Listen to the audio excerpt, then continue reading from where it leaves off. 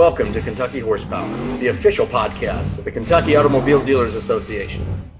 Hi, and good day, everyone. Welcome to another edition of Kentucky Horsepower. I'm Jason Wilson, president of the KADA, and joining me today is one of our own members, a car dealer, Darrell Billings of Tanner Chrysler Products in Stanton, Kentucky.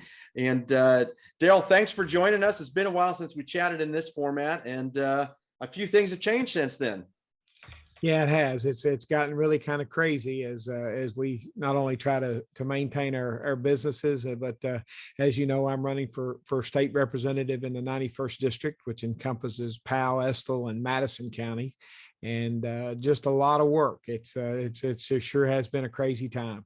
That's right. Well, as some of you may recall, who regularly watch our podcast or listen to our podcast, we interviewed Darrell. I guess it was the end of March. When you were just getting started in your campaign. Now it's been a number of weeks since then, and as we were talking, you've knocked on a lot of doors, talked to a lot of folks in your district.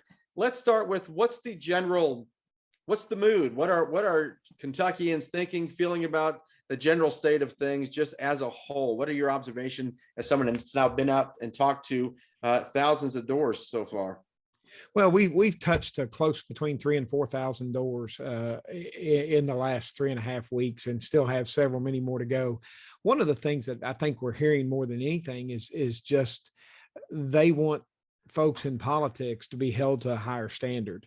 They want people to understand that we're sending people to spend roughly billions of dollars of their tax money, and they're looking for people to go down that are quality people, and that's one of the things that I'm hearing more than anything. Hearing a lot of issues about workforce participation, hear a lot of issues about transportation. That is one of the things that affect us as car dealers. There's a lot of talk about trying to open some roads. We've talked about the interstate connectivity to the mountains, from the Mountain Parkway to I-75. Sure. That's become a big issue with transportation. And with all the excess funds, transportation has been a real hot topic. Yeah, for sure. And you know, even since we last spoke, as it relates to transportation or industry just in general, there's been announcements regarding Kentucky where batteries are going to be manufactured here, going towards these EV vehicles that are coming on. So there's lots of things coming. But to your point, we've got to figure out a way to get a lot of these Kentuckians back to work, whether that's infrastructure or just defining better opportunities. I know that's something you've been talking about and is a concern, and as well as others. You mentioned to me, where are we right as far as a state? Where are we ranked as far as workforce participation? You know, our unemployment is a 50-year low, but right. But those unemployment numbers basically come as a result of people that are actually applying for jobs. We're in the bottom 5 in the country as far as workforce participation. We have got so many eligible workers that are available to go back to work that aren't going back to work. So we're going to have to find a way to we're going to have to find I don't know. We're going to have to find a way to get people back to work, and find a way that because it affects us in our industry specifically. Sure. You know, maybe not in some of our super skilled positions, but in a lot of positions that are our mid-level type positions, it's difficult to find those people, and then we're having to compete at such a high level as far as dollars that until we get those people back to work, we're going to continue to face labor issues across this Commonwealth.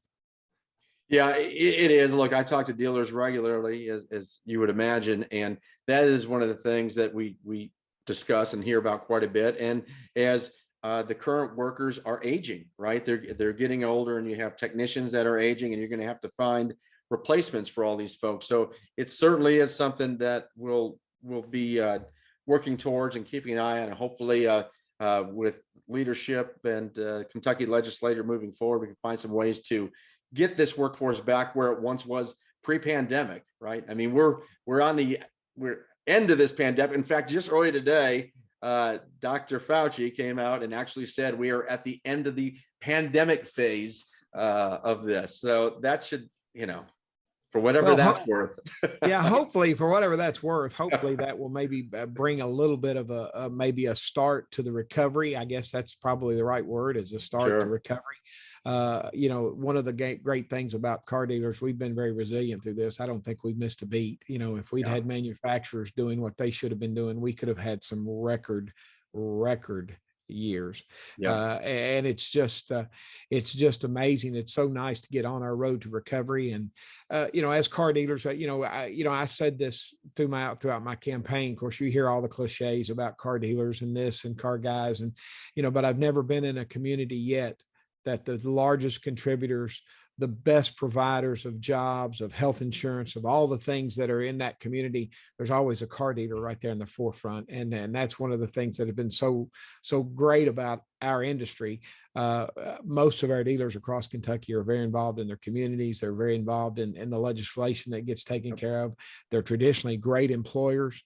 And it's just something to see that we really, I don't want to be self-serving, but we really deserve a medal. We're the guys that have kept going through all of this. I know a lot of stores in the state never missed a day. Yeah. My store is one of them. We've never missed a day since this thing started in 2020. And it's been pretty amazing to continue to watch the resilience of our car dealers and the things we've done. And there's a lot of industries could mirror what we've done in the retail industry with what we've been able to keep employees. Maybe it's cost us some money because we've had to go after some folks in our industry and pay maybe an increased wage, but I think we've all been better for it. Yeah, look, to your point, KADA did an economic impact study some years ago. In fact, we're going to be doing one again later this year. But just to remind everybody, at the time of this study, dealership employee count in Kentucky was over 15,000 at 15,600. The average salary per employee over $50,000 in the state of Kentucky, and with the annual payroll plus benefits exceeding $865 million. So to your point, this industry is leading the way in the state. So better than most, as someone running for the house, that what all car dealers bring to the community and what can be done. Let's talk about your community for a moment and just remind folks, as I understand it, if I recall, you lived there your whole life. You have a family history in politics to some degree. Let's chat about that for a minute.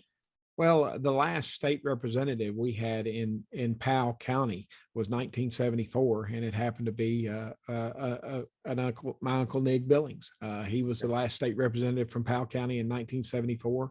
My brother currently serves as the Powell County Property Valuation Administrator. He's retiring in November. I was born and raised here in this community, and when I say community, I talk about Powell, Estill, Madison, Clark, Montgomery. In our part of the world, we reach out 2 and 3 counties out and still consider it part of our community. I farm about 400 acres here in my hometown. My wife is a retired school teacher. Mother's a retired school teacher. Father was a retired 25-year law enforcement veteran. So a lot of ties that are community based. And it's something that I've never, even though I've been involved in the political spectrum for my entire life, I've never actually ran a political campaign. And boy, I do respect these guys, but it still resonates with me that we need to continue to make sure we are electing quality people to go to Frankfort, because every day there's a piece of legislation that affects our communities. Every day there's a piece of legislation that affects our industry. And if you're not astute on those and you're not capable of sitting down and weeding through those, I can see how these guys get down there and get really bogged down because it is something that is an ever trying situation for state elected officials. But it's something that I think is important, especially to our industry. And I think we've got a lot of changes coming in our industry, and we're going to have a dealer advocate there that understands, that can sit down and talk to 60 or 70 other legislators and let them know the values of what a car dealership in Clinton County, a car dealership in Estill County, a car dealership in Wolfe County, Pike County means to that particular community. And it's pretty amazing that we don't have that. And I think that's an advocate that I can be for Kentucky dealers across Kentucky. Well, look, I recall from our last conversation, you are someone that follows your heart, your passion. You had no intention of getting in the car business, as I recall. You were actually set up to be to go to the state police academy or get into law enforcement. And while you were waiting, is when you got into the car business, right? It is. I had about 6 months before the academy started back in 1985, and I went to work for the Hatfield organization in Lexington at the time, Rod and Tony Hatfield. And again, I think I've said this many times in my life. They gave me an education I couldn't have got at Harvard. When it come to the car business, some of it was hard pressed, some of it was easily learned, and some of it was maybe with a yardstick on the back of the hand. So, but it was an education that has proved me to be able to do what I'm doing today in my little small dealership in my hometown and my community. The car business, again, when I first got in the car business, and I've told this story, my mother would probably not like me telling it now, but she cried for 2 weeks. Literally, Darrell said she literally would sit down at night, and when she got ready to go to bed and she'd say a prayer, she would talk about, "Oh, please watch over Darrell." Said he's made some bad decisions. He's taken away from this, his career, or the path that he wanted to take. But it didn't take her long to realize that there were some quality people in the automobile industry, and she was able to see me mature and grow through it, and then watch me buy my own store, and now being involved in our community in a way that's really second to none. I mean, there's no one in a 6 or 7 county area that'll say that if they've got a program, a cause, or something for kids, that all they've got to do is pick up the phone, get a hold of Darrell Billings, and he's probably a participant. So she's got over that, but it was kind of funny because my dad went for years and didn't tell me that. And then finally, when he did tell me, it was kind of, I still throw it up, and Mom still doesn't. She's, "Oh, it's not as bad as he let on like it was." But according to him, it was every night. She was praying for her son, Darrell, and then the mistakes he had made by not choosing the career path that he had originally started on. Well, I'd say her prayers have worked out. Everything seems to have worked out, and now you have a calling to this next pursuit and this next endeavor. And I would just say, as we wind down our time here, any final thoughts or anything you'd like to say to your fellow dealers? One of the things that probably concerned me more than anything, and I just realized, is the cost it takes to run one of these campaigns, even in a 3 or 4 county race. I mean, it's crazy. I mean, the cost of things. Of course, I'm talking to dealers who understand what it costs to operate their business, to advertise, to do the things they do.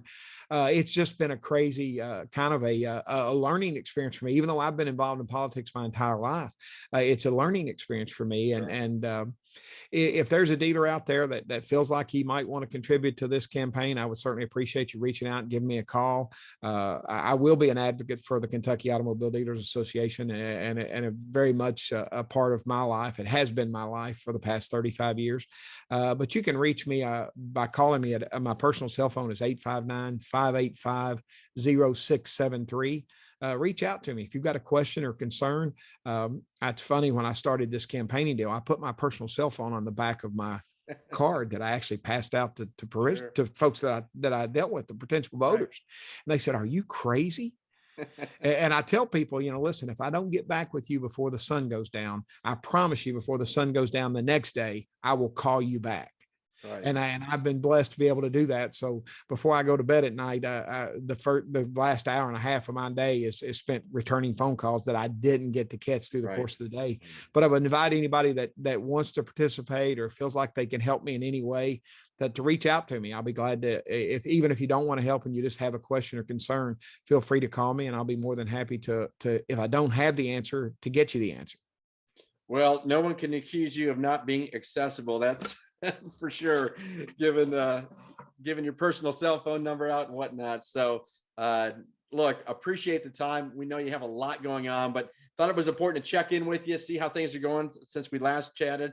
You're in the throes of it. The May 17th is the primary date that we'll all be keeping an eye on. And again, Darrell, thank you so much for your time. Appreciate it very much.